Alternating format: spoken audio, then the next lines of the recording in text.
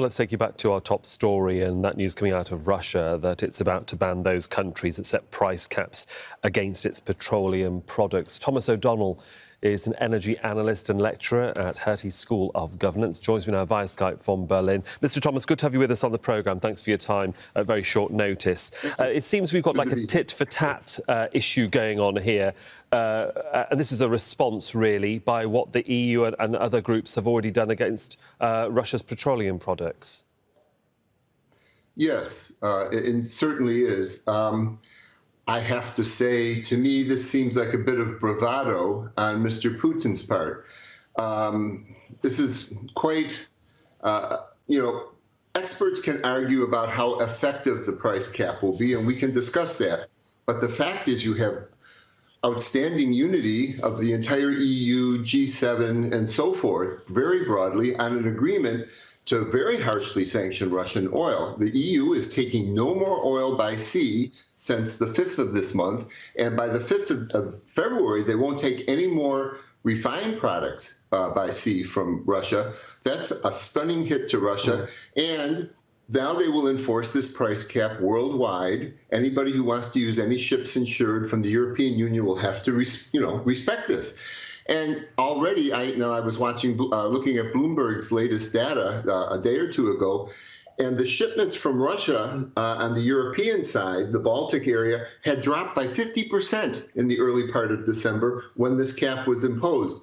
So is this, in fact, bravado from Putin? Oh, we're going to cut supplies when they're already being forced to have a significant hit to their supplies. Where do you stand on the fact that the price cap itself is slightly above what a barrel of oil normally costs? So it does allow Russia to have that little bit of profit, even though its market has been drastically reduced by those countries that will ban it. But it does give a glimmer of hope to countries like India that really need oil and have to import it from all sources.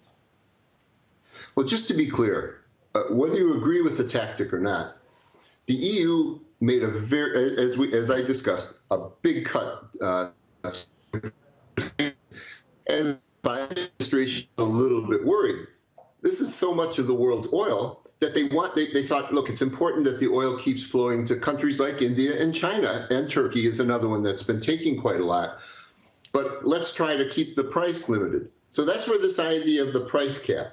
Instead of right away putting some kind of secondary sanctions on other people who bought the oil that Europe now and the United States refused to take, fine. As Janet Yellen said when she visited India some weeks ago, buy all you want, just do it below the price cap. Now, you can argue about where it's set right now because the price of oil that it's being sold at, Russian oil, is actually below that. But it's a mechanism. And that mechanism will be reviewed periodically by the European Union, the United States, and the G7, and could be squeezed. And this is very daunting, I think, for Moscow over time. Indeed. I mean, they can squeeze it as much as they want, but at the end of the day, Europe, the G7, as you said, the United States and Australia, they still need oil. They have to get other sources. You know, we saw the US trying to push OPEC to pump more earlier this year. It didn't really have any impact, and it's irked the US a great deal, that relationship between oil-producing countries and them. Okay. Personally, I think the Biden administration made too public of a what we say stomach butting between two sides on this with OPEC. I think they should have gone a little lighter. Really, there is a recession coming. I mean, most banks or most financial institutions will say it looks like there's going to be a significant recession this year in Europe and perhaps the United States not as strongly and other places. And meanwhile, China is having great difficulties coming out of COVID. Eventually, there will be the demand. So, just from a market point of view, OPEC might have a point. They're actually afraid that the market would be oversupplied, and I think it's a complex situation. The Biden administration is thinking more long-term. We want to keep enough oil on the market not to cause a spike and slowly squeeze the Russians.